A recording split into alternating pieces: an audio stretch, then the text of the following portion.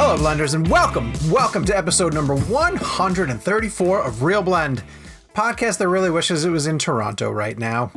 My name is Sean O'Connell, the managing director here at Cinema Blend, and boy, oh boy, do we have an episode chock filled with really great things for you guys, including some enticing trailer talk, reactions to some really big things that are going to be coming our way, Mulan talk, and, you know, I don't know if that's the hill I want to die on, but whenever we have a conversation where two people feel one way and one person feels the other, it gets pretty heated. So we'll see how heated I choose to get over Mulan. And this week, we caught up with the HBO film Unpregnant, and we have Rachel Lee Goldenberg, the director, as our guest. But before we get into the show proper, let me introduce the guys to you in case you're joining us for one of the very first times. I'm going to start with Kevin McCarthy of Fox 5 in Washington, D.C., who is going to see Tenet for the 11th time tonight. Hi, Kev. How are you?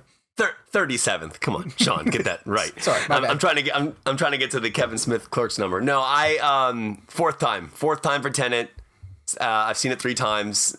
I couldn't be more excited to see it again as I was the first time. I have a lot of questions for you about how it's playing, but we'll wait till we get there because we have to introduce Jake Hamilton of Fox 32 in Chicago. Hi, Jakey. How are you? Doing well, man. I've only seen Tenet once because I'm an adult and I have shit to do. Well, I thought you went a second time. Did you not? No, not yet. Oh, okay. Anyway, I like your First Man shirt. That's nice. Thanks. Did you get that for free? Of course I got it for like 80% of my wardrobe is either a boy's large shirt from Baby Gap or movie swag. Gotcha. All right. Plugs. Want everybody to know that we are posting our episodes onto Cinema Blend's YouTube pages. So if you're watching us right now and also seeing Jake's free t-shirt, you know that we have the videos posted here. So do me a favor and hit subscribe and turn on your notifications. The Nolan interview blew up, is doing really, really well in terms of its views, and it's helping us build some subscribers, which has been great. Of course, we are also available all different places that you can get your podcasts. And then this week in particular, we are doing something really, really cool. No, wait, next week. We're doing something really cool. Next week. I just got to get the dates right. We are teaming up with Warner Brothers for a really cool opportunity that's going to take place on their YouTube page. They're going to have a series of documentaries that they're going to air each night from September 15th through the 22nd. I want to say it is. Gabe, you will clarify for that with me in a second. And each night they're going to dedicate a documentary to a specific filmmaker.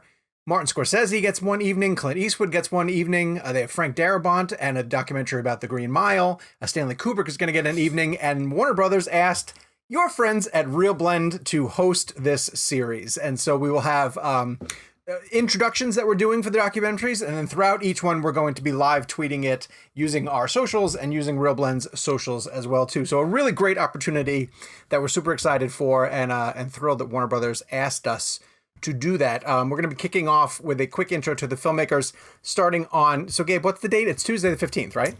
Tuesday the 15th, yep, and through Friday, and then there's a break over the weekend, and it picks up with a documentary on the following Monday and the following Tuesday. And for the folks at home, we really want to see the Blenders sort of participating, hanging out with us, joining in on the conversation, using hashtag WB Filmmakers. That's the official hashtag for the event.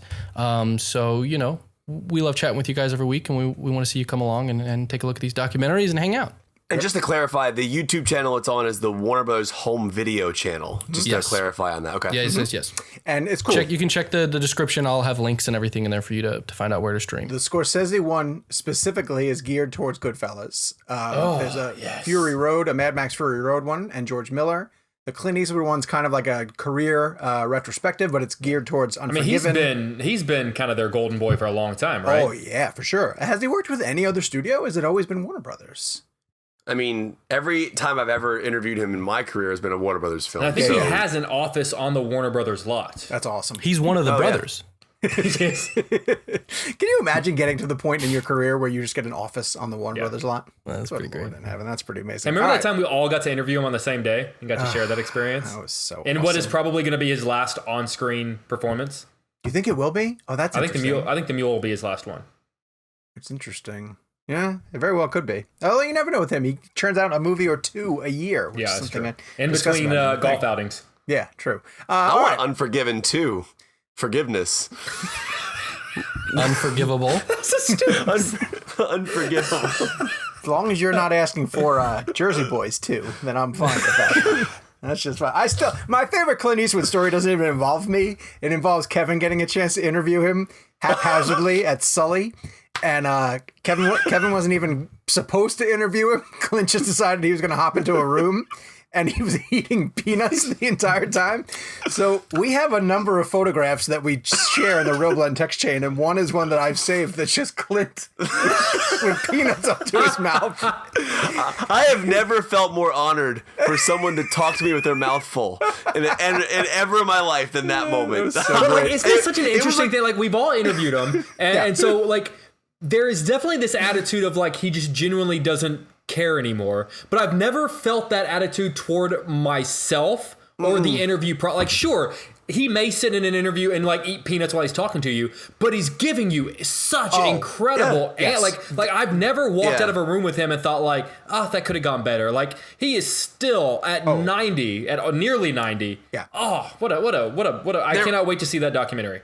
There was nothing disrespectful about it. When like Jake was just saying, like Jake and I had a chance to talk to him recently for Richard Jewell, and like he stood up, shook our hands when we walked in. We got like 8 minutes with him or whatever it was, but we had like extra time with him, whatever. But in the case that Sean's referring to, when he was eating peanuts, it wasn't because he was being rude. He just wanted some peanuts. He was just Clint Eastwood. He was hungry. Well, it's a movie about flying too, so he just assumed to fly peanuts. They were airline peanuts. How did I not know that? Yeah. Anyway, all right, Planters. weekly poll. So we threw a weekly poll up heading into the weekend because Mulan was going to be made available on Disney Plus, and you would have to pay an additional $29.99 in order to see it. The premium price to get what should be a first-run film going to theaters, but Disney decided they were going to go the streaming service route. And so we simply asked you guys, are you going to pay for Mulan this weekend or not? And yes or no. So, Jake, what do you think won? Yes or no? And try to guess the percentages. Sure. If it were sort of the general public,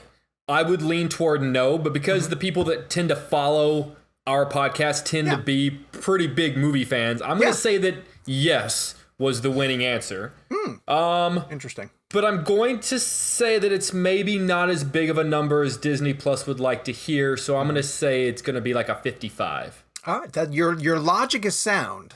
But you are completely wrong. Am I? The no's actually scored 83% of the vote. Yes. Wow. And you know what's funny? Sometimes I vote because I really do have an opinion. I purposefully did not vote because obviously we all got screeners. Yeah. And so I did not want to diffuse the legitimacy of the poll. Well, the poll, it got 237 votes. People do play along, but people just did not want to. And have you guys seen statistics or numbers on what it did? I know they don't reveal that stuff. They haven't released them, which is never a good sign. Yeah. I paid $30 to see it, unfortunately. Not unfortunately, why? But I here's why. So when they sent us the screener for the film, and I wasn't able to watch it until Friday morning, the day it came out, because I was reviewing it for my 10 o'clock hour, and I was going to watch it in between my segments because I had like a little break. So I go online to get my online screener. I'm like, yay! And I click on the link. Expired? It's gone. And I'm like, we've already been teasing all morning. Kevin's review of Mulan coming up at 10:15. I'm like, I just got some TV anxiety. All right, well, we're going to do That's a Tenet ticket. At least. I bought 6 of them for tonight, so I spent a lot of money on Tenet so far. You're treating everyone to Tenet now? I am trying to bring people to the theater so they can see it. That's what I'm trying to do. You would think its domestic numbers would be higher just because of you. Kevin alone. Yeah. Like for some reason in the DMV, we are dominating. Nolan's movies are crushing in Northern Virginia for some reason. We are going to get to a full breakdown of Mulan later on in the show, and you'll sort of see where we're going when we get to that point. But first, we want to get to our interview. So, Unpregnant is a film that's coming to HBO Max. We got to sit down with the writer and director Rachel Lee Goldenberg. Terrific interview for a really sweet film. And so without further ado, our interview on the Real Blend podcast on behalf of Unpregnant. Hi, Rachel. How are you? I'm great. How are you? I'm good. Thanks for taking the time. I really appreciate it. Thank you. Yeah. So this movie has really important lessons about a woman's choice and outdated, out of touch state laws, but it's also a goofy road comedy. And I really wanted to talk to you about balancing the two to make sure that one didn't overwhelm the other as you were putting it all together.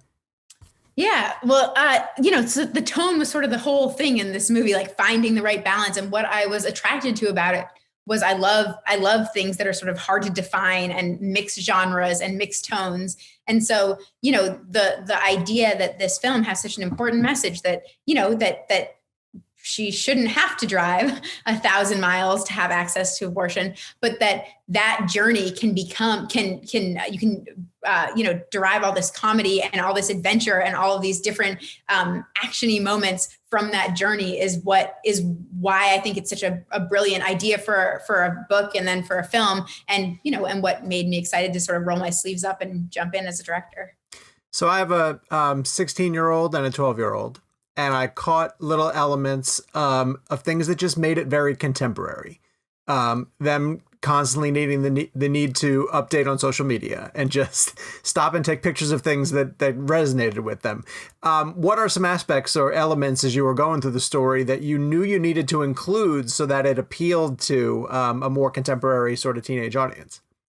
I was really thinking about it from a character perspective. So Veronica's thing, her journey through the film is about her sort of being okay with who she is and not putting up fronts. And so,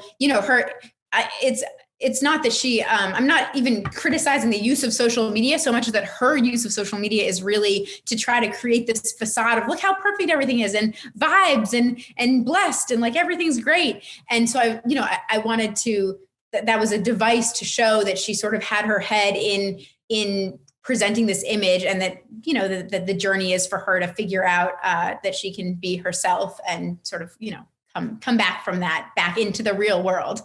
Did you ever get feedback from the cast, from the girls in particular, that maybe just said we wouldn't do this or this doesn't feel right? Yes, but none of it's in the movie because then we talk about it and we sort of figure out, I love working with both Haley and Barbie are really smart actors and they come with perspectives, and we have talked a lot about their character and a lot about their relationship and their backstory and this whole journey. And so as we go through and rehearse or discuss, they'll say, I wouldn't say that, or why would I say that? Or this is, and even me hearing them say it sometimes, you'll realize, oh, that's too forward for Veronica to say in this moment, or sure. A Bailey wouldn't be so vulnerable this early in the movie, or whatever it is. And so that's working with smart actors and really digging in and letting it sort of evolve and change is part of the process. Absolutely. You could do a road trip comedy and there are certain beats that almost all of them hit. And I thought you kind of avoided most of them. Were there road trip movie cliches that you specifically sort of circled and said, no, I don't want to be part of this because we want to stand out and do something different? No, I think, because I love playing with genres, I thought that was, we played into and then played against some. For example, just like that moment when the girls are screaming out of the limo, and then Haley's feeling so free and she throws her phone, and then they have to stop and get the phone. So, I like those little misdirects like that, where you sort of play into a cliche and then turn it on its head. But, my inspirations were, the road trip movie that I was most inspired by is Thelma and Louise, which is just, one of my absolute favorite films. Yeah. But then, we're drawing from Planes, Trains, and Automobiles, and we're drawing from Get Out and from Mad Max Fury Road and like all these different things. And so, it's really about just blending those different things and making it its own unique product that hopefully no one can say, hey, this is just like X movie, Right. And Road Trip, I hope you had Breckin Meyer show up. It's true. Pick his brain for a little bit, see how he did it. Was it always Kelly Clarkson? When you hit the moment that it really is a song that drives everything forward. Kelly Clarkson is actually, it's in the book. Okay. But it's also just a song. It's, it's one of a handful of songs that are like the songs that you can scream at the top of your lungs to. Sure. Yeah. So, I was so glad that we were able to use it, because it was hard to think of what we could replace it with, if not that. There was a line too that made me laugh, which was, who takes a pregnancy test at school? And is that from the book? And is that also maybe kind of inspired by stories that you heard from girls? You know what is funny? So no, that wasn't from the book. That was, I think that's something that my writing partner and I brought to it. But I was showing the movie to I believe 14-year-old to get her notes on an early cut of the film, and she texted me a couple days later and said, "Oh my God, we found a pregnancy test in my high school in my bathroom at my school," and I was like, "Well, there, I guess it's not as far fetched as you might think." I think it speaks to Veronica's discomfort with having anything like that in her house. That's why she ends up on this journey, because she knows she couldn't be caught dead with that at home. So where do you go? You go to your high school bathroom. It's not ideal, certainly. I also love there's just little lines that you slipped into that just made me laugh because they were not necessarily out of place, but like when she wakes up in the morning and sees the giant cross hanging over them. And the other girl says, like, how did we miss that the night before? Like, it's just a great beat. It's a really good comedic beat. Yeah, I mean, if you fall asleep in the dark, there has to be something funny when you wake up that you didn't expect. It sort of feels natural to have something there.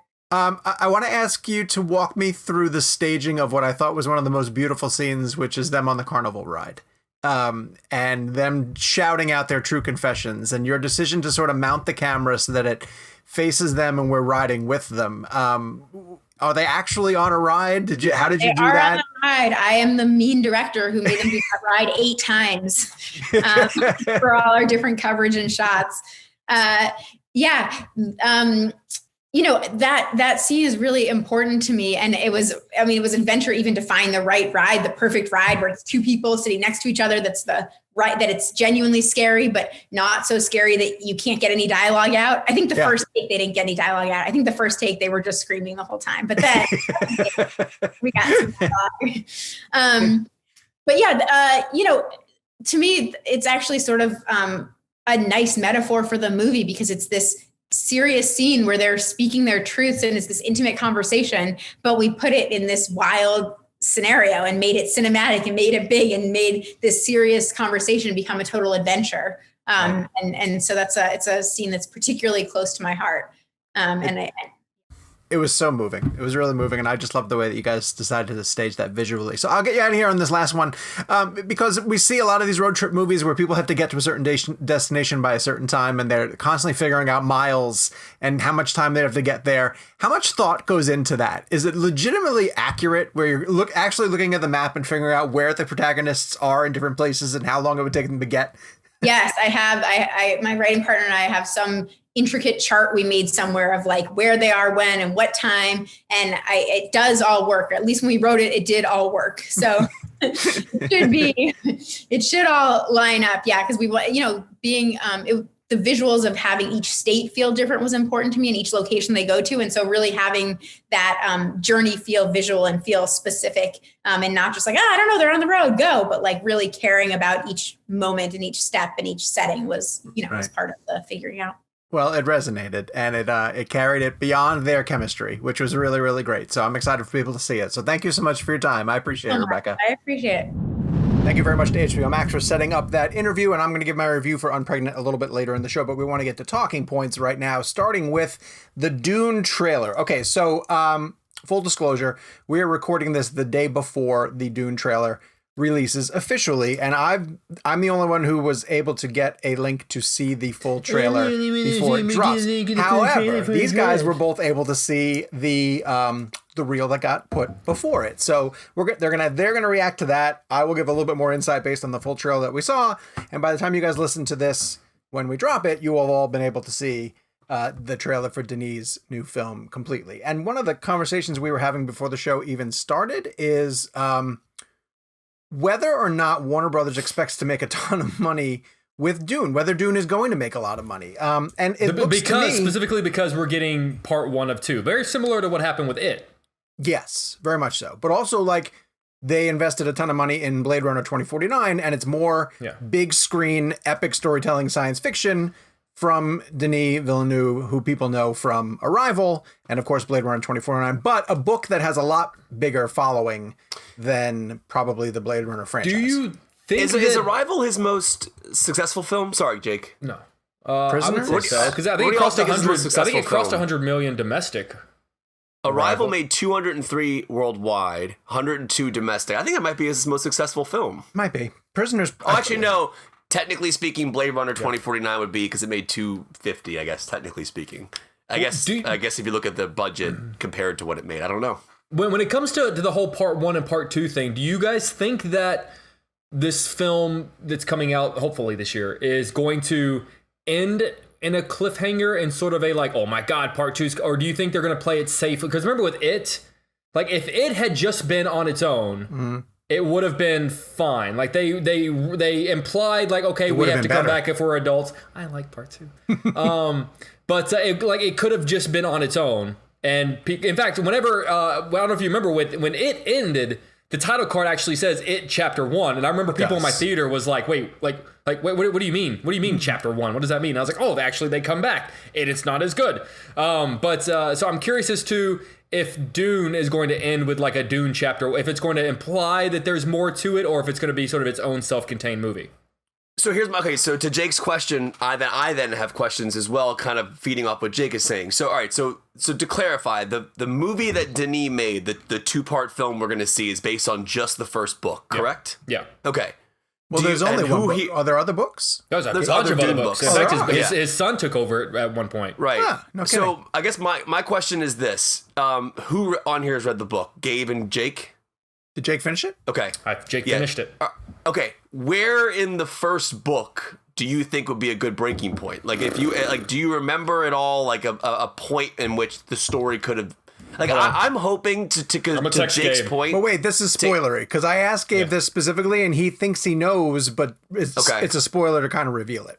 Yeah, I wouldn't want to go that far because I think there are going to be a lot of people that have not read the book that are going to enjoy this. Okay. Gabe, I texted you. So I think that there is a natural point in the story where the first movie can and probably should end. Do you think it could be there, Gabe? I think so. I haven't read. I'm about to start rereading it tonight, actually. So I haven't read it in like a decade. But I think what you said is right. I think that'll be like the big third act moment. If anything, I think they would move that, even if it's not in the middle of the book. I think they would move that forward to have it be a thing that happens. Right, yeah. This is a fun conversation for really two people. I kind of get it. I actually kind of like it too, and I guess my question is going off of what Jake just asked was, will there be like some kind of like cliffhanger aspect to it? You guys were just talking about that. But remember, I hope he doesn't do that. It kind of had to play it safe because he hadn't filmed chapter 2 yet. If Denis already filmed all of Dune, then it doesn't really like he can have a massive cliffhanger because like they got to come back for part 2. Technically, he could continue to move the ending until it gets released. Yeah. Technically, if it's all shot. I mean, but let's talk about the trailer in particular, or what he's leading off with here. And the one thing that really blows me away is just the cast. I mean, the cast is unbelievably stacked. When you just rattle off Timothée Chalamet, obviously as Paul, who's the lead character. I thought it was interesting. Zendaya has been saying in interviews like she's not really in this movie a lot. Like they lead with her in the trailer, and I guess she might be significant to later parts of the story, but she's like a vision that Paul keeps seeing. But I don't think that she's going to be in it as much as people are letting because it's a training bit. Like it's Paul coming up through the ranks and learning to become a leader for his family, and his mentor is Josh Brolin. He's eventually going to. I think this is the way I'm kind of pulling this, he's going to end up someplace where he runs into Momoa and Javier Bardem and all these other characters. Is that right, Gabe? Somewhat? That sounds right. Yeah. Sounds right? There's a big shift that I think the book makes sense for 2 parts. One, it's incredibly dense. Yeah. In like a very like Tolkien sense. You have to use the glossary. You legit have to use the glossary. But there's so much that happens within the book. It's not like a beginning, middle, and end. There are so many shifts that I think it makes sense for a major shift to happen and then this is a second movie. A question that I asked when I wrote up the story about the trailer, though. Denis is not a filmmaker who waits for the audience to catch up with him. So I really kind of wonder... Like Nolan. Yeah, like how much is it going to be beneficial for people to read the book before they go?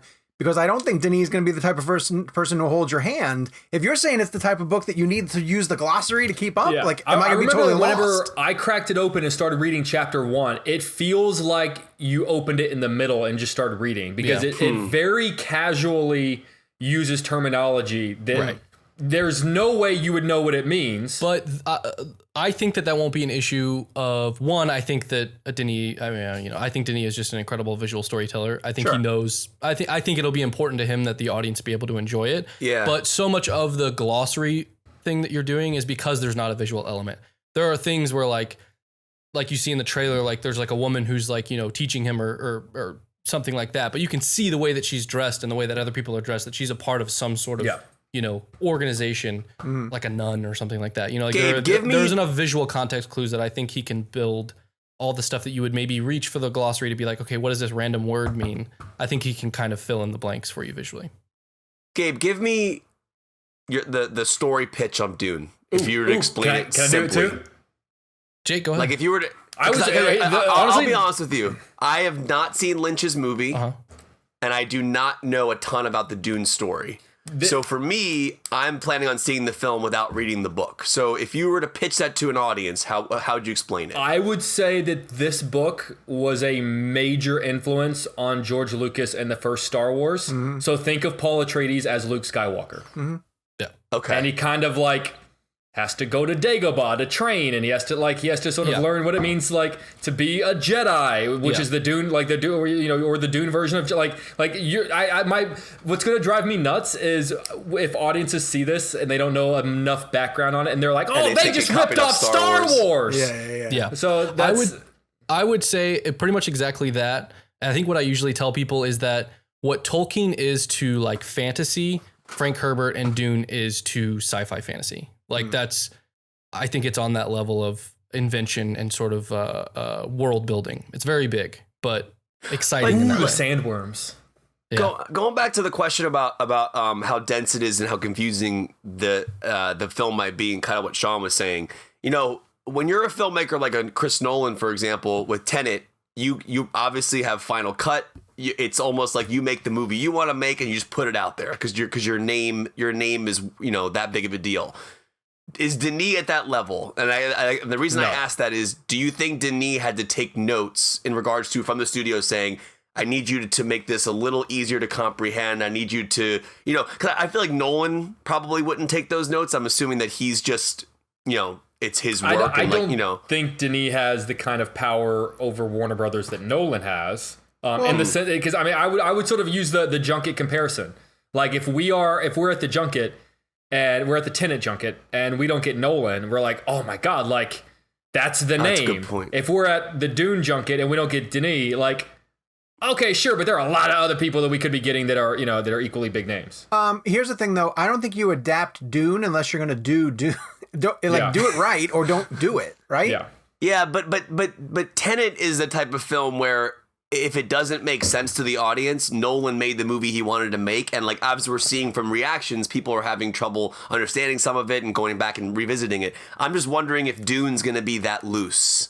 Like if they're going to let Dune be what it really is, or is it going to be a little bit more geared towards a better understanding? Well, all right. Well, let me ask a different question too, because until we figure out the plot, how does it look on the big screen? Because I haven't seen, the only thing I've seen is on my laptop. Oh my God. I mean, I've seen the trailer 3 times on the IMAX screen. It is unbelievable. Really? Okay. It is so large. It's so funny because the first thing I think about when the trailer pops up is 7. Because doesn't he say what's in the box? And he has that like sharp thing up against his temple. Yeah. And he essentially said like, you know, and it's like this, I thought it was actually a really interesting teaser. It wasn't your standard like 15-second, 30-second teaser. And that's going to be a very early scene. That's like going to be within the first 15 minutes, that box scene. Is that scene from the book? Oh yeah. That's like first, what would you say, Gabe? Like 10 pages of the book? Yeah, that's how it opens. Yeah. Yeah. All right, so let me continue asking stupid questions. What are the breathable things from the nose? What are those meant to be in the story? I wouldn't harp on it. Is that a spoiler? Well, I'll give you this. I don't think this is a spoiler. Dune is called Dune because Arrakis is the planet that his family is going to sort of take control over as a part of this galactic empire, and it's a desert planet. And so those are devices to help you survive on a desert planet. I'll go that far. There's more to it. There's more nuance. There's a whole spice thing. Yeah. Spice is this big export from that planet. It goes on and on and on. But but that's pretty much all it is. I wouldn't look into it too much. There are some things. Is it similar to why you would need the mask and inversion in Tenet? Like you need not it for the similar world to not in like a mechanic, not in like a plot mechanic way. That's just like a visual choice. It's important to the people of Arrakis to survive on a desert planet, essentially. Dude, you ruined it, Gabe. God. Forget In the it end, now. everyone dies. Not even I'm going. just playing the person who doesn't know a ton about Dune. I'm just No, not. not at all. Yeah, you know. Yeah. Oh, so. for whatever reason, Michelle's go-to anytime she misunderstands what's happening in a movie, she just thinks characters are dead. I only bring that up because we were watching the Charlie Kaufman movie, which is awful, by the way. And the whole with 30 minutes to go in the movie, she just keeps saying like, "Oh, everyone's dead in this movie. Oh, they're all dead. Oh, this person's been." I don't know why But did that's her you, by go-to any thing. chance, now I know we're making a tangent, which Gabe asked us not to do. Did you read what the explanation for the book is? No. Should I? Here's what I'll say. I did, because I'm with you in that I did not understand. I don't know if you guys remember, whenever I was watching it a couple of weeks ago, I was like super, guys, like oh my God, I'm into this. And then by the end, I think I specifically texted you guys, I've never gone so quickly from this movie is on my top 10 list to fuck this movie within such a short amount of time. It really. Now I don't think you ever liked it as much as I. Now no. You hate it much more than I do by the end, but I don't think you were ever as high on it as I was. I kept a very open mind for 30, 45 minutes of just because it is really weird. And I was just like, okay, I'm going to let this movie it's Charlie Kaufman, obviously. Yeah. I'm going to let this movie take me pretty far. And I watched it, like, for people who watching the YouTube, I was like this most of the time. Like, just trying to figure out, like, what is especially going in the house. on. Yeah, and then at one point I just said, like, I'm going to stop trying to figure this movie out. I'm just going to ride the wave, whatever it's on. At what point did you think of ending the film? Like, with 20 minutes to go is when it finally jumped off the rails, and I just couldn't be like, no more. Yeah, I heard you, Kevin. I got you. No, I was just looking at the game. All right, anyway, we were not talking about that. We were talking about Dune. The trailer is up. You guys can watch it now. In addition to that, yes, what?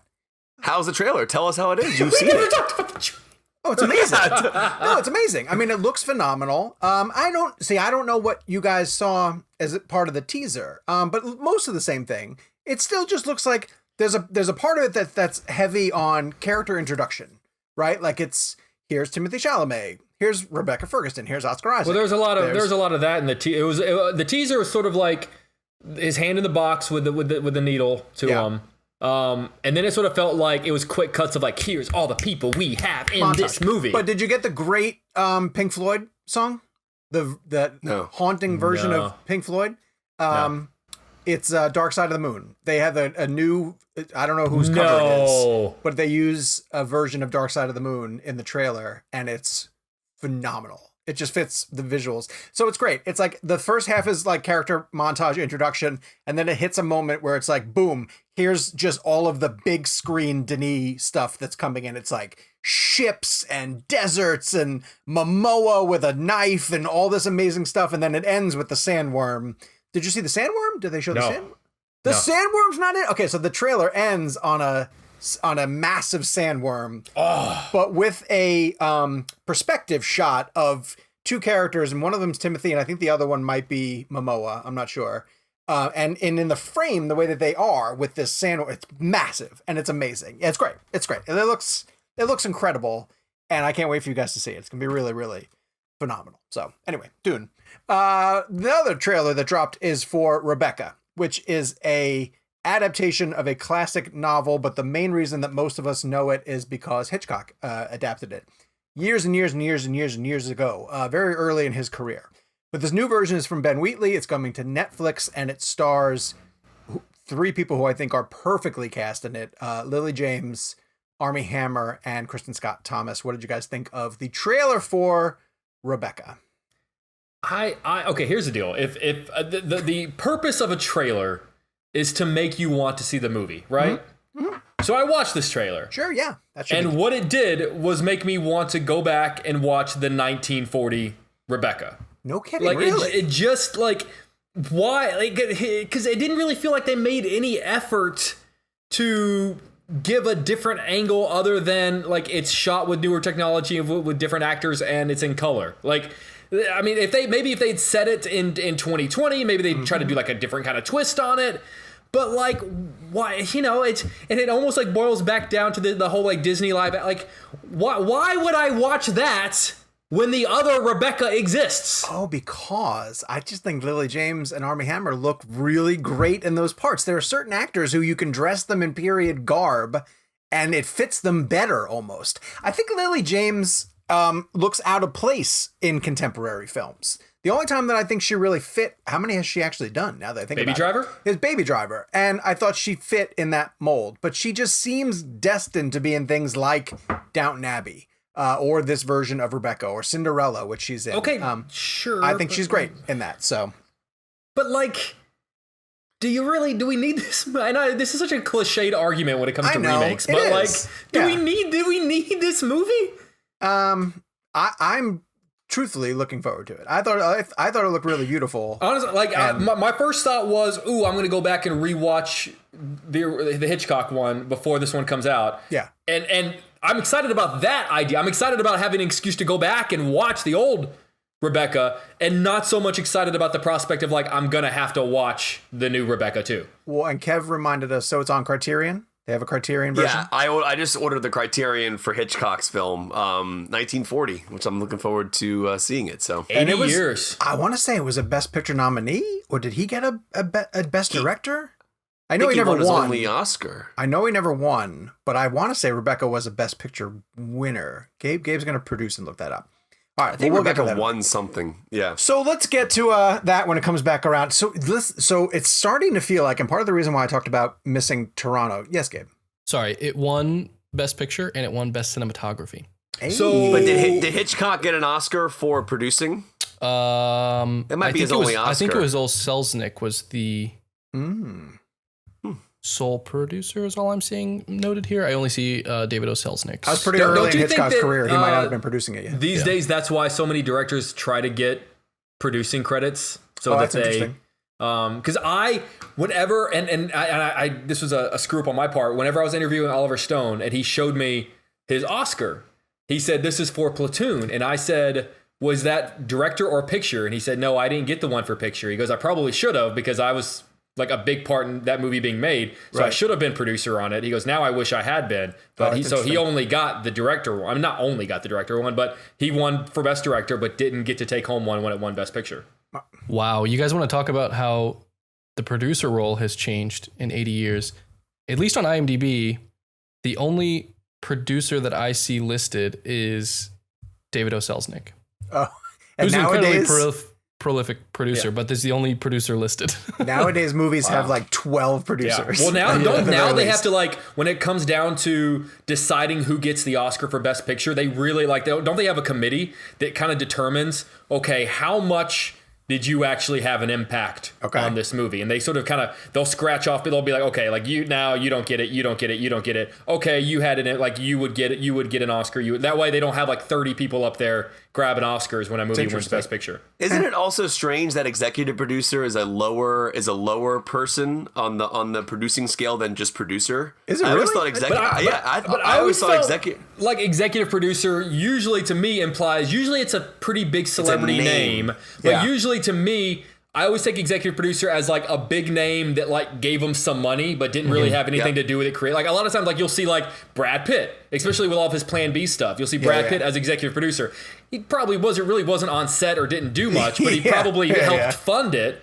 So he gets the executive producer status. I think the way it's a big gray area, but I think the way it's usually defined is like an executive producer helps a film get made.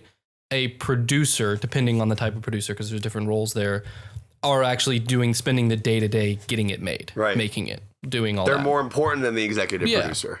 But you would think executive producer would be more important just because of the name of it, and it's not.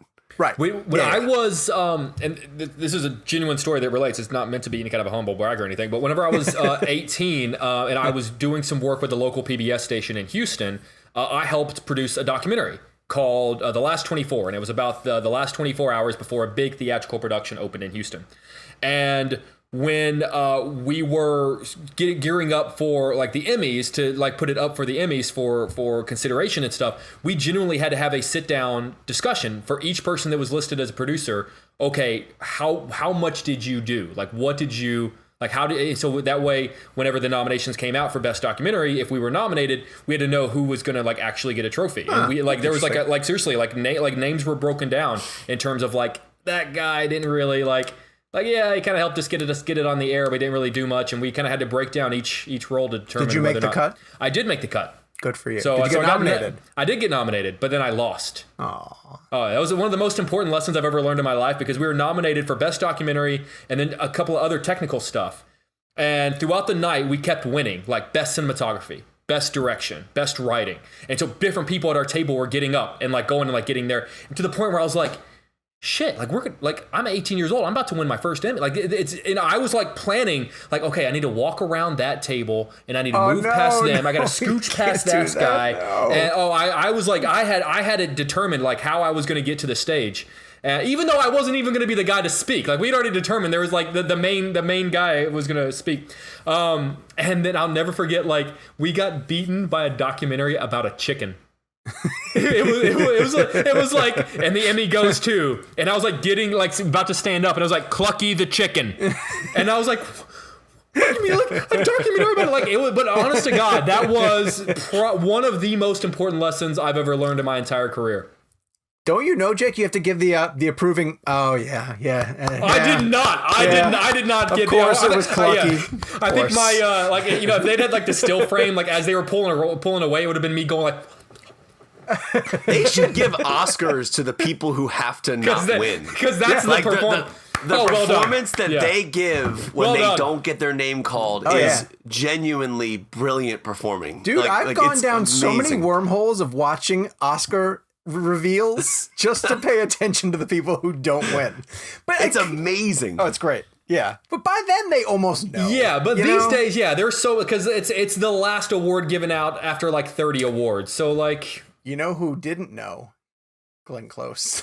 She really that one. Know. Oh, have you guys ever seen that shot? I wonder how close it was. Have you guys ever seen that shot of when Eddie Redmayne beat Michael Keaton for Best Actor, and the camera's following Eddie Redmayne up onto the stage? You can see Michael Keaton putting his speech back in his pocket for Birdman, right? For Birdman, Birdman. I kind of as great as Eddie Redmayne was in that role of Theory of Everything. I wish we lived in a world where Michael Keaton had an Oscar. He should be better. He should have won for Multiplicity. And that's why we don't get Keaton for The Flash. All right, let's move on to Tenet box office. And here I'm going to remind everybody that we are not, or we have said that we're not going to make we might, but we've said we're not going to. We're committing to the bit of not giving away stuff about Tenet, because we know that a lot of people are still listening to the show and haven't yet had a chance to see it, especially as it's struggling to find places to play in large spaces like New York and Los Angeles, where we have a lot of Real Blend listeners. But we want to talk specifically about how it's doing at the box office and what the indications are for that specifically. The movie did $20 million domestically in its first weekend. Gabe, you have 126 international, but it's not that, right? It's That's more international markets. Worldwide, 146. So worldwide, 146. Yes. I left a little bit of math for you to do, Sean. And the combination that we think we've heard is that, what did we say, 450? I read multiple places that 450 is the break-even number. That's a lot of money. That is a lot of money for a movie to make. Not normally in real world, in a real world scenario where things weren't, in the middle of a worldwide pandemic, 450 shouldn't be that tough for a Christopher Nolan summer blockbuster. No, not at all. Even Dunkirk, which I would say is one of the harder sells of his career, got to that point or past that point, right, Kevin? Dunkirk made over 500 million. Yeah, so I don't think Tenet would have had an issue. And Kevin's good for 500,000 himself individually. So Dunkirk made 526 on $100 million budget. So Tenet shouldn't have had an issue.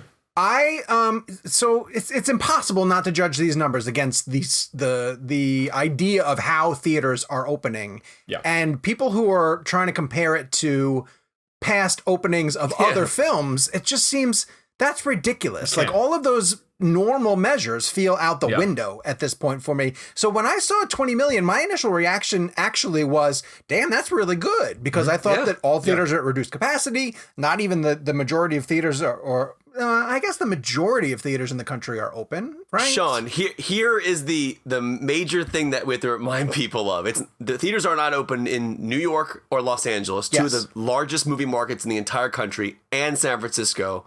And every theater that's open is between 25 to 40% capacity. Yes. And I think like 65 to 70% of the theaters in the country are open. Those are all you need to know to realize that the numbers that we're seeing for Tenet cannot be judged against anything. In that case, 20 is pretty good. Yeah, to give that some perspective, the widest release right now domestically for Tenet is 2,800 theaters. 2,800 limited capacity theaters. The widest release domestically for Dunkirk was 4,000 theaters, fully packed. Oh my God. I am much more interested in Tenet's week 2 numbers than I am week 1. Okay. Now, if it plummets from 20 million to 5 million, that's when I start thinking, ooh, okay, maybe people aren't just aren't ready to go back to the theaters yet. But if it goes from 20 million to 15 million, yeah, okay, like because it may also and also you have to keep in mind it's not just how many theaters it's playing in or the capacity in which the theaters are allowing people to come in. It's also an X factor of like, are people ready to go back to has nothing to do with the quality of Tenet or if people want to see Tenet. It's whether or not people want to go to the movies, period. Right. And I think that's an immeasurable factor. So, Kev, as someone who's gone back multiple times, what has the experience been in terms of other people who are there? What does the theater look like when you go? It's a good question. So I've found it to be personally a very safe experience. Now, that being said, my mom and dad wouldn't go to a theater right now, even if you paid them to. Like, there are people who just don't want to go to a movie theater, and they are theater people. They go. They go once a week. Yeah, they went once a week before the pandemic, and they will not go. They won't even come see me now that I've been to a movie theater. Basically, right. They just don't want to see you. They just don't want to see me. Yeah, I don't blame them. And people are coming. You're surrounded by people. A good amount of people.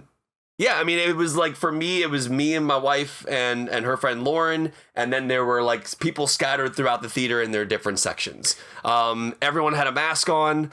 I did not have an issue. The only difference I will point out to the experience we talked about last week versus the experience this week. Last week I went to an early access showing on a Monday. This was a Saturday opening weekend, normal public showing of the film. That was the true example of probably what people experienced. And I actually saw, this was actually kind of cool. So not only did I got my concessions and all that kind of stuff, but I used the sanitizer wipes. I wiped down my seats. When the movie ended, I walked out. There were 4 AMC employees standing there with these gigantic yellow sanitizing machines. Oh, that's cool. Wow. And they were all ready to go in, and they actually make more time in between the shows now so they can clean the entire theater.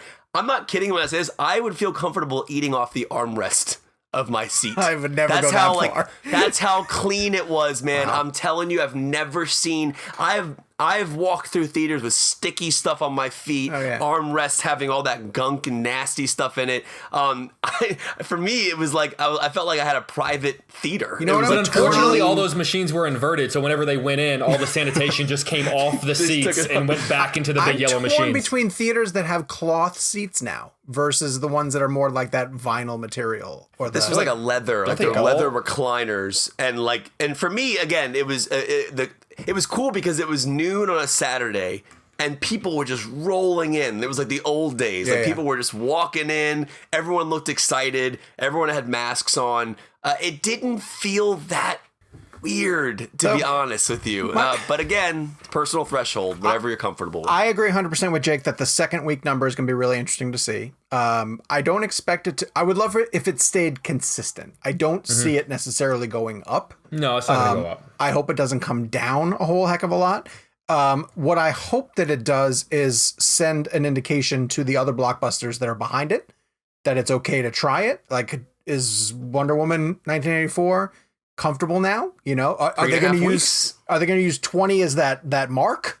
Like, okay, we'll be comfortable with a 20 million opening if we're able to go worldwide. It's gonna be interesting because is there any chance that we get Tenet on PVOD within the coming weeks?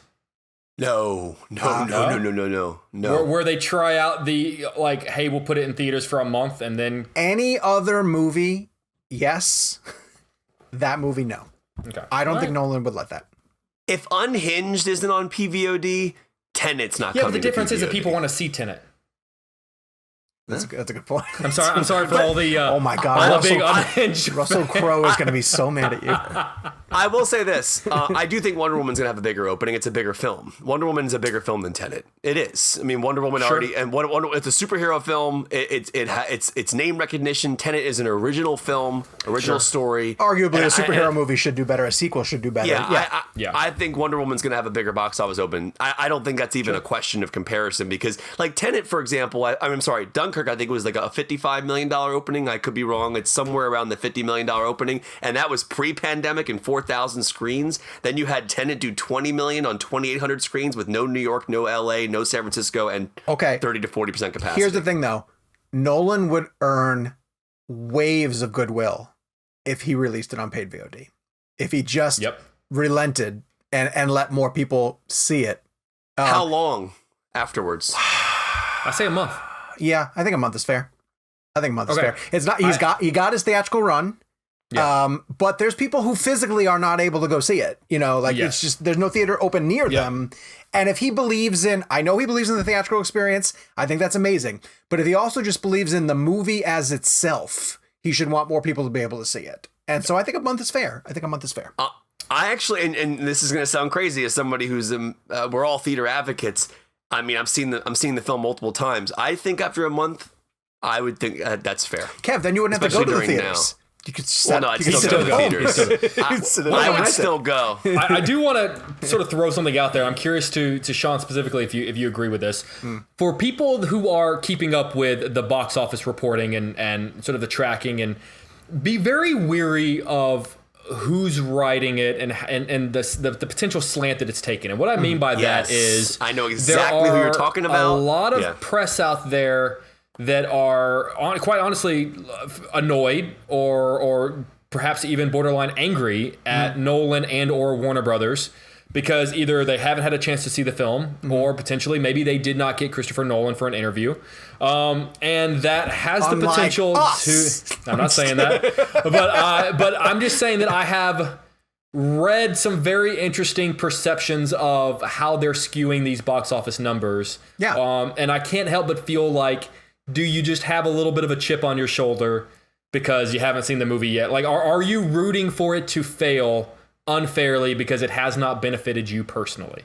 And so I would just say be careful reading any box office numbers that come to any kind of drastic conclusions without taking into account unprecedented worldwide events unlike anything Hollywood's ever dealt with. It has been highly unusual to see noted film journalists take the stance of movies and movie theaters and movie studios should fail.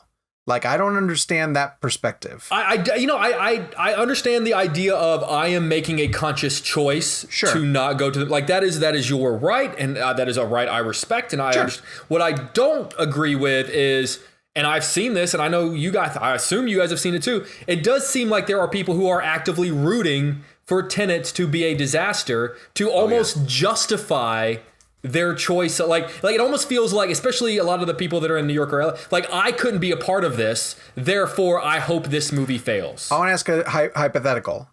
If this was not Tenet, but it was Once Upon a Time in Hollywood, do you think people would be taking the same stance, or would they be championing Quentin fighting to get his movie into theaters? It does almost feel like like people have their like the knives out for Nolan. Like I feel like there's something of like, as much as we love Nolan, and that was Rian Johnson's movie. Hey, eat shit.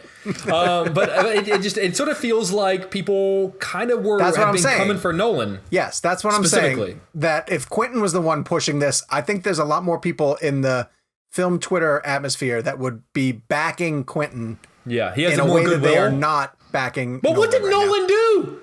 He's just made a string of amazing films. And Quentin hasn't? I don't know. Can we be clear here that Nolan is not forcing anyone to go to a movie theater? No. There's no forcing happening here. It's just a choice. Exactly. Yes. And so choice. I would love to hear his take on the box office. I really would. I'd love to know what his opinions are. Whether he's happy with this, sad with this, but he'll never comment because it doesn't benefit him in either way, shape, or form.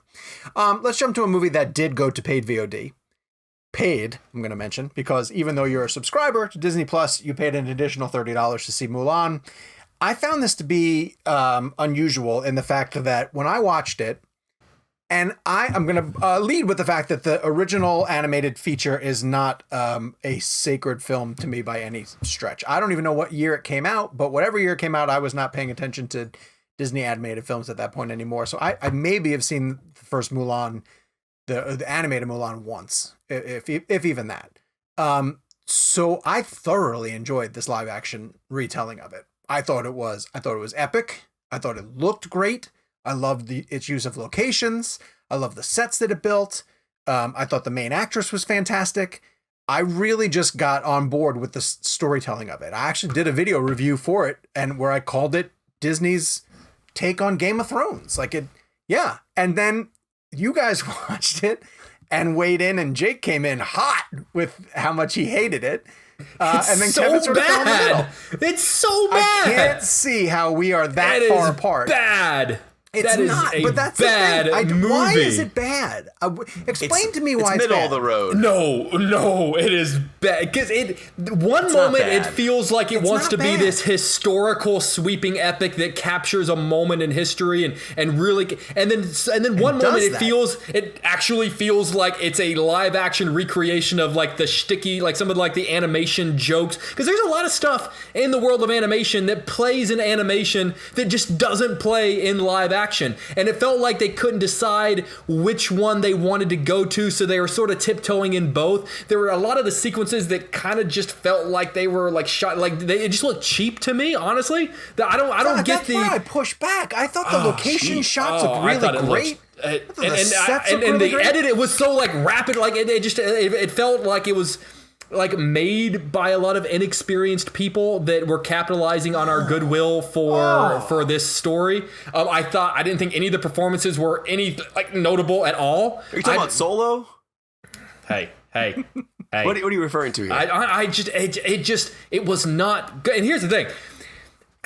I clearly don't have a great history of loving good films. These live action. Hey, let's go back to some of the comments we get, shall we? I obviously don't like the Disney live action ones, but I am on record as having been hopeful for this one because I felt like, they're going to go in a different direction. They're going to almost give us like a completely new film. It's almost going to be like it was not good. In fact, it was actively bad. It had no idea what kind of movie it wanted to be, and it was made by people that didn't really know how to make a movie. Oh, God. Kevin, back me up here a little bit, please. I mean, listen, I think the film is incredibly visually gorgeous. I think it was the scale of it's huge. I thought the shots were incredible. I love the use of the camera, the sideways shots during the action sequences I thought were really cool. I also thought the sets were beautiful. There's this one incredible shot in the beginning as we're going around the area where the characters live, and we're just going. That just looks cheap to me.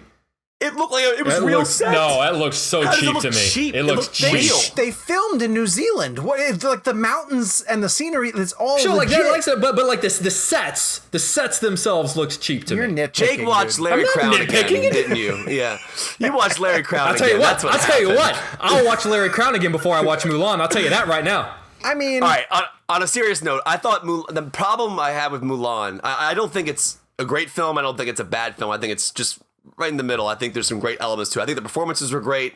My problem with Mulan is this, and Sean, just like you, I did not have an attachment to the animated film. It was it was actually one of the few of animated Disney films that I just wasn't on my radar. Yeah. I knew all about it. Lauren knew all about it. So I watched the original prior to watching this Mulan.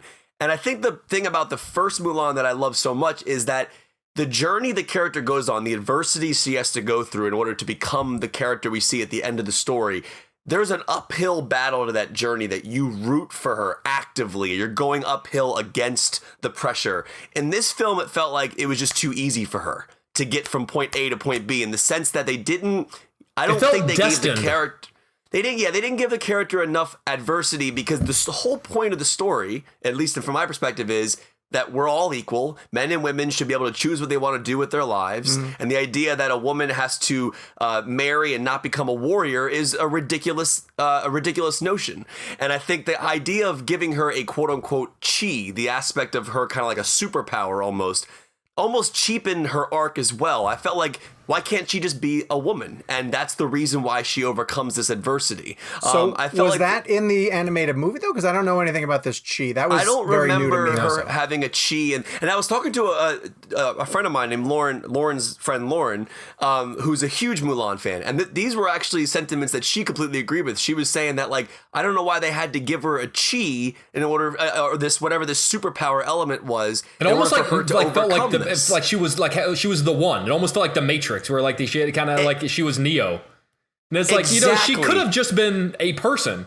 These movies feel like coloring books. These movies feel like they're like, as opposed to the original Mulan, which kind of felt like an organic drawing of a story. Yes. This feels like a story that's already there, and they're just coloring in different sequences. They're just coloring in the blanks. Like you already know what the picture is. So here's this piece colored. Here's this piece colored. Here's this it's a good way to put it, because that's exactly kind of how it felt. It was almost like, okay, we know she has to have this arc. Yeah. Let's just get her there. Here's this mark. Let's go. Let's go. There was no. It just, for me, I love a journey of adversity. I love a journey of a character pushing up against something. And yes, she does in the film, but it just didn't grab me. And I think at the same time, visually it's gorgeous. I thought it was gorgeously scored. Again, performance wise, I actually loved her and her father's relationship. That to me was the best part of the movie. That her and her father's relationship in the film, because I think that's a great story. The idea that this daughter who wasn't allowed to be a warrior could save the fight and prove her family wrong, but also honor her family at the same time. It's a great arc. It's a great story. But for me, like Jake and I were just saying, why couldn't she just be a woman? And that's the reason why she overcomes the adversity. My litmus test for these things is always, would you watch this either as an alternative to the animated film or in place of? And it's, for me, it's no. And I don't think that many people would say yes. Weirdly enough, the one thing that I keep seeing online that people are complaining about is the thing I'm glad they didn't do, because you couldn't really do the Mushu character in the live action, the Eddie Murphy character. Though painful. I do love that. But I do love that character in the animated film. Sure. But that also goes to what Jake was saying about the jokey things you can do. Like when at the beginning, when she was like balancing all the teapots and everything, it's just like, what are you doing? Like, what movie are you making? Pick a lane. It didn't have a grounded sense. Like, I think I completely understand where Jake is coming from. I don't think the movie was bad, but I actually more understand where Jake's coming from than the idea of it being a great film. I think it has great aspects to it. But I just thought I thought it was underwhelming, personally. So not to go down a rabbit hole, but like Simu Liu, who's going to play Shang-Chi for Marvel, he commented about Mulan, and it was a thread, and I just went down the thread of responses, and they were all hysterical, where he was just like, just once, I would love for screenwriters to not write Asian characters who are compelled to, hold up the family honor. And every response underneath was from Asian people who were just like, I fucking love honor. Like, it can't get enough honor. And I never thought about the fact that, like, too many movies that they're being given, there's just like, this is coming from a major studio and your character really wants to live up to the family honor. I was like, that is really an overused trope, isn't it? But I guess if you're telling Mulan, that's Mulan. Was there ever any criticism about the characters not speaking Chinese? Like the idea that the characters have, like, they speak English. I found that, like, even in a live action world, I think in the animated world, it didn't bother me much, but in the live action world, I'm like looking at these characters and they are, and they're in their homeland. Yeah. And it took me out to think they're all speaking perfect English. I didn't say I think that strange. I would say that's going a little too far, because it's a Disney movie, and we got to think about that. They're trying to introduce this to a bunch of kids, and like, true, But you know what I did learn? I think that might be a step too far for like a 6-year-old to enjoy the film. Oh no, I'm not saying you would make a major $200 million movie studio like this with Chinese language and then subtitle. I just think it took me out a little bit. No, like I just found it weird that everybody in the film spoke perfect English. Sure. Like I just found that to be strange. Like I didn't immerse myself in the world as much as I wanted to, because I kept thinking about things like that. I think the criticism that I've been seeing more often than that is that the executives and the creatives outside of the cast are all white, and that being a big issue of that they're trying to adapt this story and tell this story, and something as what's his name that you just mentioned pointing out, it's a very stereotypical motivation for an Asian character versus what you might get from an Asian person writing the story who wants to tell a fresh story. So that's been the biggest criticism I've seen. Gabe, think about Parasite, for example, Korean film. Imagine watching that film. Yeah, but that's English. My point. That's my point, though. Is Parasite's not for 6-year-olds. True, I get that. Like, I get that it might be off, but it is a big budget.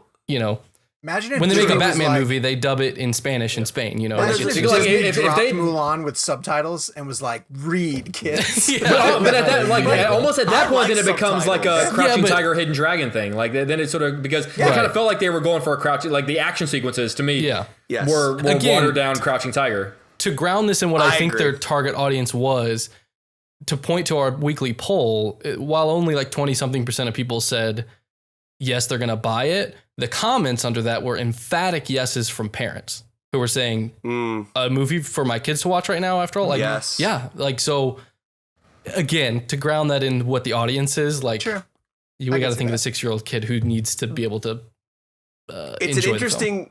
I mean, Gabe brings up a good point because like when I got back into the office this week, one of my anchors came up to me and she said my husband and I rented Mulan or bought Mulan this weekend with our son and we absolutely loved it. And that's the thing. I know a major Hollywood motion picture is not going to go that route and kind of use the actual language and then subtitle it. I just feel like in terms of immersion, when you're trying to immerse yourself in a world, in the actual living of the characters, especially a movie that is specifically about that story, it just that Yeah. weirdly enough threw me off a little bit. It just threw me off. I'm not even making a joke. I wonder if I would imagine that this is going to be dubbed in Chinese for the Chinese market. I wonder if you Yeah. could ever get your hand on that and watch it and see if that for you how that changes the feeling of the movie. That's interesting. I'd be interested in seeing like I mean it's funny I like hate when you watch dubbing.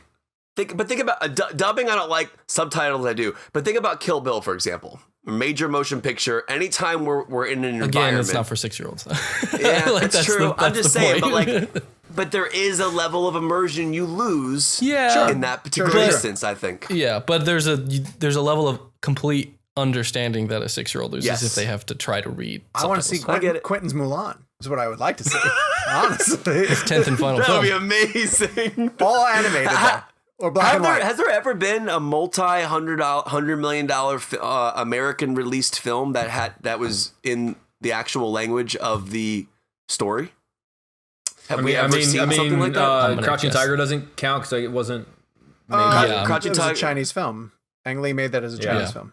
I don't think so. Yeah. The one I was going to bring up, and only because I learned this over the course of us talking about Chadwick Boseman, was him explaining why he fought so hard for T'Challa to have a South African accent and how Marvel wanted him to have a British accent as if to say, so I actually sat through, Peter Travers has a show on TV still called like Popcorn Talk or Popcorn with Peter Travers. And it was on Saturday at 2:30, the hot spot of Saturday at 2:30. Is this where Chadwick sings? I didn't get that far, but I did hear him explain why he had the accent. And it's really Peter Travers, with all due respect. And so Michelle was ripping into him, and I kind of did stop her and say, like, hey, look, if he doesn't do this, like, we don't ever get a chance to. He's a trailblazer. He absolutely went first. Yeah. But he just asked the hackiest questions, like really hacky questions, like things that in a junket you would just never ask. And one of them was about the accent. And Chadwick gave an amazing answer about how if he had a British accent, it would have implied that he would have had to leave Wakanda in order to get better education. And the idea should be that the best of everything is in Wakanda, so he should be staying in Wakanda. And Peter Travers asked a follow-up question, like a very obvious follow-up question, because he just wanted him to use the accent. And then Chadwick Boseman went on to give a longer answer about, well, this is the dialect that I used, and here's where I listened to a lot of different ones. And I literally said to Michelle, I was like, please don't ask another question because I know you just want him to do the accent. Please don't. And Peter's like, well, but like if you were to hear him talk right now, what would? And then Chad was literally like, cringed. well, I guess he'd sound like this, blah, blah, blah, and he did the accent. And I was like, I hate you, Peter. Strong you. But Did he my seem point being, uncomfortable doing it? Oh, totally. He really did. He saw through it and was literally just like, you're going to keep asking me until I do it. So here you go. Here's one sentence in the accent. Can we please move on? But to your point, how important is that accent? It to the immersed film? you in Wakanda. That's the point. Completely changes the perspective. Sure. Like if he had a British or an American accent, Yes. it would completely take you out of the film. But I completely see where Gabe's coming from. I just think as an immersion story point, it pulls me out a little bit. That's all. This week in movies, Sony is going theatrical, semi-theatrical with a film called The Broken Hearts Gallery. I've heard about this movie, but I don't really know anything about it. Has anyone seen it? I think I have. Is there, Jake? Are we doing interviews for that this week? The Broken Hearts Gallery. He's got to go to his phone. Isn't Dacre Montgomery in that? Gotta get my giant calendar. Oh yeah, if you don't have it. Oh, but I think Dacre Montgomery's in that. He's the actor from Stranger Things. He was the villain in Stranger Things season 3. I'm gonna guess you guys haven't seen it though. I haven't seen it. No. Okay. Well, I did see Unpregnant. Either of you guys seen Unpregnant yet? The HBO Max movie. I have not. September 10th. Really sweet movie. Sweet movie. But here's the thing too. So Haley Lou Richardson plays a high schooler who becomes pregnant, and it starts off right off the bat. She's taking a pregnancy test at her high school. She learns that she's pregnant and she wants to get an abortion. And this movie really just is open and candid and works in some very bold, I thought, stances on how ridiculous a lot of the laws are that prevent a girl from getting an abortion if she chooses to. She happens to live in Missouri. She has to drive all the way to Albuquerque, New Mexico in order to get, because she's underage. She's 17, the character. And the only place that she can go is Albuquerque that would allow her to get one without a parent present.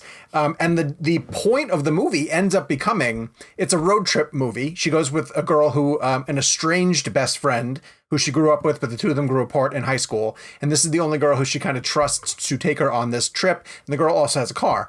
And the point of the movie ends up becoming, after all of the sort of goofy road trip cliches, the Haley Richardson's character ends up saying, like, isn't it ridiculous that I have to drive hundreds of miles in order to get an operation that I'm choosing to get? And I thought it was really refreshing and courageous to see a comedy take on this stance.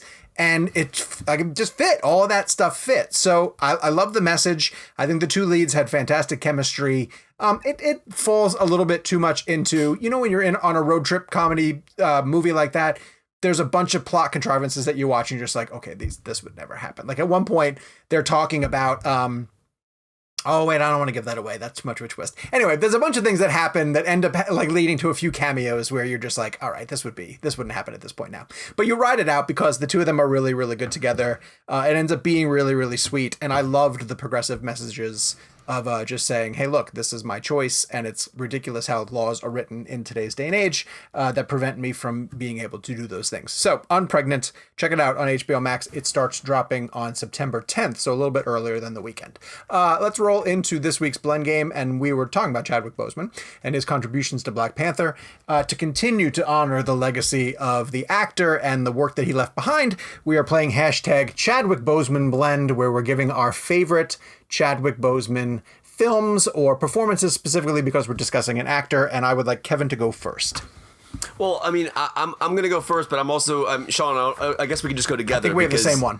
Yeah, and I think Captain America: Civil War. I think we'll both touch on why. Mm-hmm. It's so interesting to me because I love Black Panther, but as I look at Black Panther, I don't just think of Chadwick. And I guess the same thing happens with Civil War as well. But I thought Black Panther was a very strong ensemble piece. You know what I mean? It was like, everybody in that film, Lupita, you're talking about, Michael B. Jordan.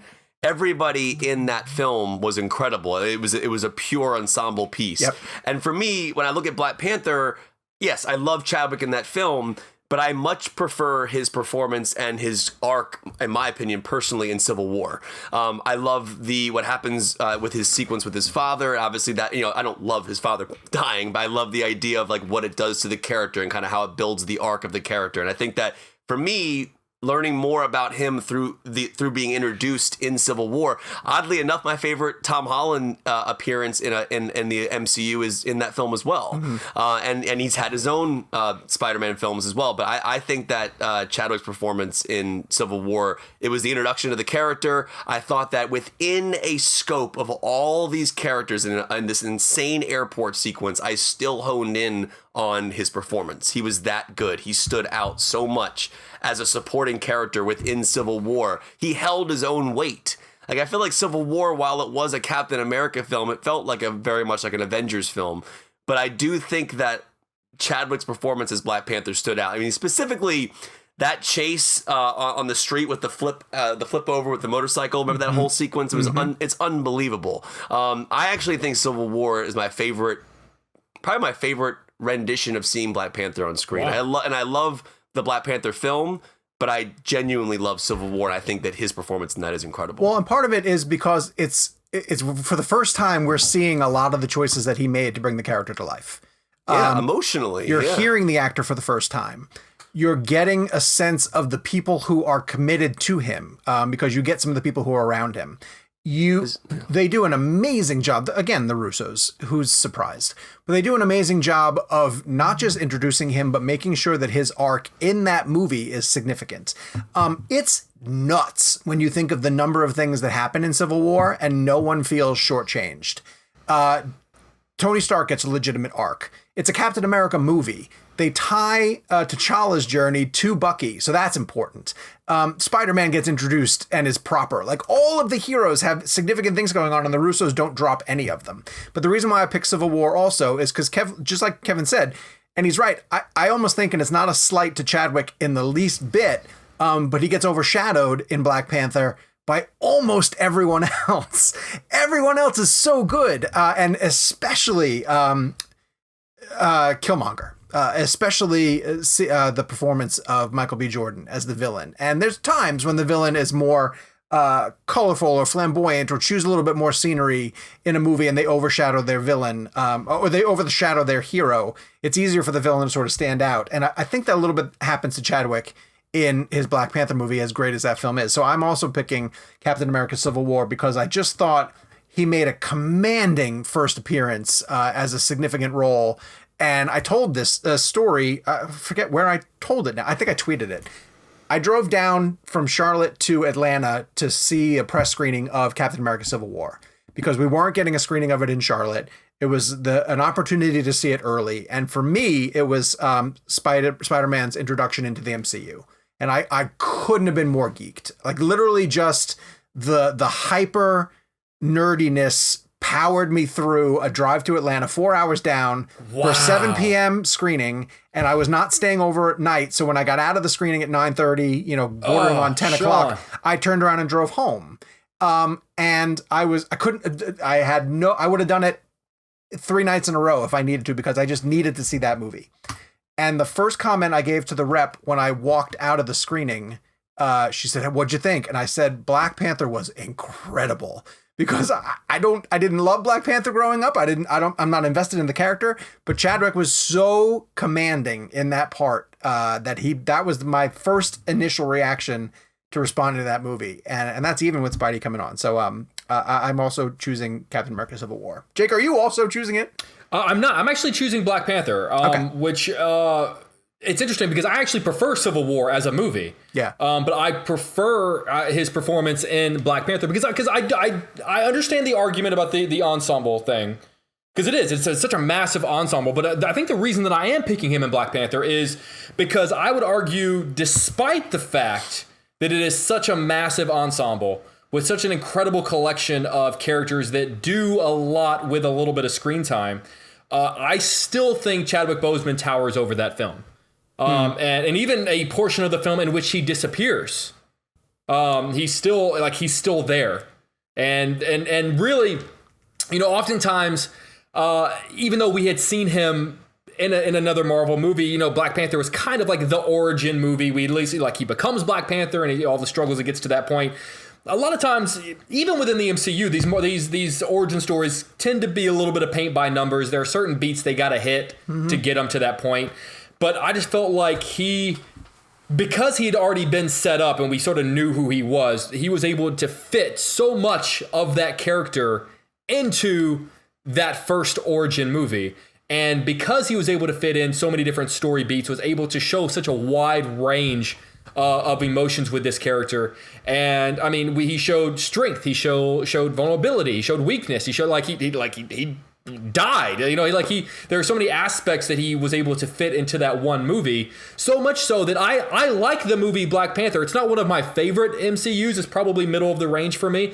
I much prefer the movie Civil War in terms of the wide range of MCU, but I thought his performance in Black Panther was unquestionably just unbelievable, and honestly, had that year, I know it was a big player at the Oscars, but had he been nominated for Best Actor for Black Panther, I wouldn't have blinked an eye. I would have said good, good for him. Okay, well done.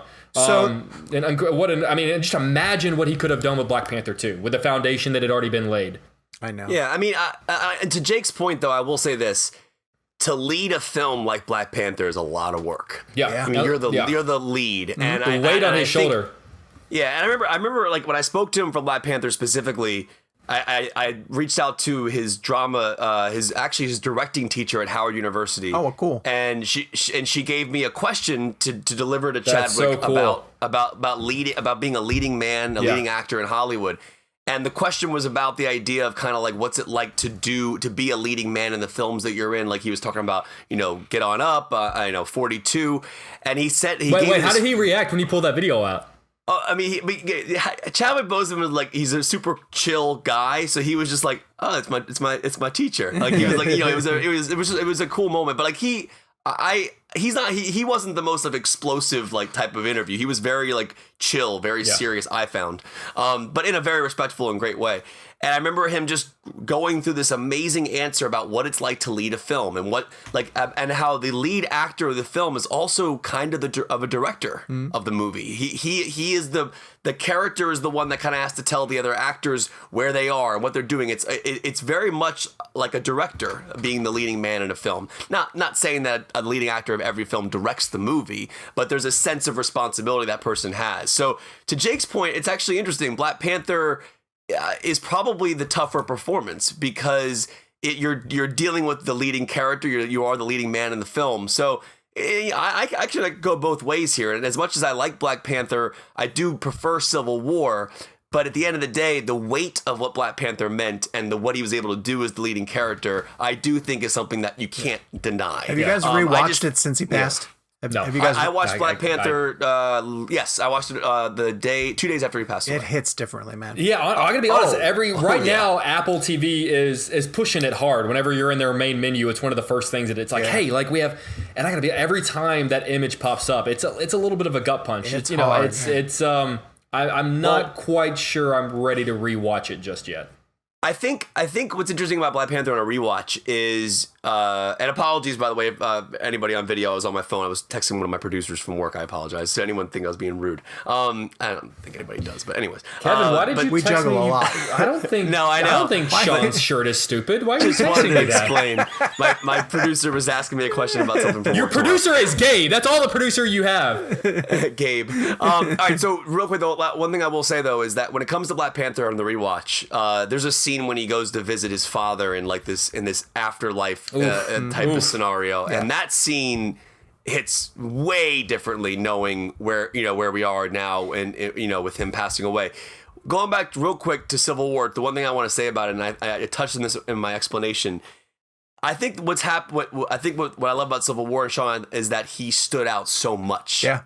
In a film that he didn't necessarily need to stand out in. No, not it was at all. like, do you know what I mean? It was like you watched. He gave so much weight to every scene he was in that he made it matter. And to me, I feel like if you could stick out like that in a gigantic film like that, other than just being the title of your film, which is Black Panther, clearly you're going to stand out in that movie. Sure. I just find that to me was interesting because as a performance, he really, really nailed it and made the character important and not just a throwaway and not just an introduction. It was actually a genuine, fully arced character. And for that, I'll give credit to the Russos and probably even Feige, because honestly, from a big picture point of view, you include him to set up his next movie. And it was more than that. It was so much more than that. Way more than just a setup. It wasn't just like, oh, here's Black Panther. We'll see him in the Yeah. It was a fleshed out. Well, Marcus and McFeely too, I guess. By tying him to Bucky, it makes it really important. But and his dad dying is what sets off the whole story. It does. Very much so. Yes. T'Challa's story is what anchors Civil War. Geez, I think Black Panther was the character who was sitting with the villain, Daniel Bruhl's character at the end, isn't he? Good Lord. Civil War is... I rewatched Civil War and Black Panther back to back after Boseman passed. It's not these two, which is why I kind of had this perspective of like... those two. What? It's not those two, though. It's not Infinity War and Endgame. But it is great. It's definitely great. Civil War is top 5 MCU. God, now I'm going to watch it tonight. Yeah, Civil War's top 5 for me. All right, so Randy Buss... Michelle Garrist and Kimberly Sue both said 42, and many, many others also said 42. Aiden Erdahl, Ray Perkins, Michael Breen, and many, many others said Black Panther. Jake was sort of saying, I wish we had more films to choose from. The one thing we talked about with Chadwick Boseman and his legacy is that we lament the stories that he did not get a chance to tell. And it's hard not to pick Black Panther, just in terms of performance and just what that character Someone meant. said on, and I guess I kind of understand this comparison. They said it would almost be like playing Christopher Reeve and not choosing Superman. Yeah. But we still chose Black Panther, technically speaking. Yeah. We chose the character. Sure. It's just a different movie. But going back to Black Panther on the rewatch, Michael B. Jordan, like him and Michael B. Jordan at that end scene might be one of the most emotional things I've ever seen. Why do I care for a guy who's killed over 130 people? Yeah. Because Coogler and the performances and Chadwick, that scene is masterful. He's amazing. Oh, All right. the wide shot and the fall. Oh. For next week, you can reach out on Twitter. We're going to be playing hashtag, I can't believe we haven't done this before. And Kevin, I'm going to have to put a limitation on you. Hashtag GaryOldmanBlend. So do we say you can't play True Romance? Why? Is that fair? Because That's fine. That's like a default. It's by default. Okay, I have my other one. All right. Hashtag GaryOldmanBlend. So you can let us know your pick via social media if you want to. That's you a can also good one. I think email us mine's going to freaking blow your mind. realblend@cinemablend.com. Can you what? Can I put a little side note for our audience real quick? Yeah. There's a movie that Gary Oldman stars in, which is arguably one of the worst films I've ever seen in my entire life. It's called Tiptoes. Yeah. And it is so bad. And I don't think anybody know it exists, but it has Gary Oldman, Matthew McConaughey, and Kate Beckinsale. Seek it out if you want to see one of the worst movies you'll ever. It's incredibly offensive and very bad. All right. Well, I'm fascinated to see if anybody chooses that for next week. All right. You can send us a review also at realblend@cinemablend.com. This week's review comes to us from someone named Jeremiah Battle, who writes, "Hey guys, my name is Jeremiah Battle, and I've been a huge fan of your podcast for 6 to 7 months now. I don't know why it's taken me this long to write a review, but better late than never." I totally agree with you, Jeremiah. Better late than never. As a person who loves films and wants to be a screenwriter director, watching your podcast each and every week gives me something to look forward to. Seeing filmmakers of all capacities come on the show and talk about their careers and behind the scenes stories, ideas, and processes is super interesting and inspiring. And watching you guys ooze your film love is something that I can appreciate and relate Ooze to. is such an interesting choice of words. Such a personal level, because me and my friends act the same way. I wouldn't have chosen ooze there. I get what he's saying, but yeah, that's an uncomfortable. Secrete? The Secret of the Ooze. Wasn't that the Ninja Turtles movie? Yes. Yeah. When the week, this is really great. When the week is going badly, when it's exhausting, even unbearable, I always think to myself, well, at least I'll get to watch Real Blend this week. And that's something that's so special to me, because to me, you guys are more than some guys on a screen talking about movies. To me, you guys feel like a family, a film family that I get to tune into each and every week. So when I first read that review on the email, I clipped that part out and sent it to the guys just to remind them that this little show that we put together is growing in ways that none of us ever predicted. And that we're never allowed to quit, ever. Kevin, Jake, Sean, and Gabe, Real Blend is something so special, and I thank you so much for sharing your loving, heated, thoughtful, and passionate discussions about films and putting it out there for the world to hear. This podcast is a true marvel. Thank you for inspiring a young, aspiring filmmaker to make films that one day, hopefully, all you guys will love to watch. Dunkirk, Tenet, or whatever it is now that you've changed it to. Well, we haven't changed it to much of anything, so we'll still figure it out as we get close to the thing. Okay, plugs. And thank you, Jeremiah, for that review. That review is outstanding. Thank you very much. Please continue to send your reviews to us at realblend@cinemablend.com, or go to the iTunes app and leave us a review there. And just keep the kind words flowing. We really appreciate it. Tease, Real Blend Premium. This week we're going to be doing our favorite memories from TIFF. So for people who don't get the joke at the beginning of the show, this week, every year, is when we're normally in Toronto. And there's been a number of events that have just not happened this year because of COVID, and none of them have really affected me quite the way that not being in Toronto has affected me. Like, we didn't go to San Diego for Comic-Con, or we didn't go to Vegas for CinemaCon, all these things that are normal. But the first week in September... Yeah, this weekend I was actually it was weird. I was doing my fantasy football draft with my buddies.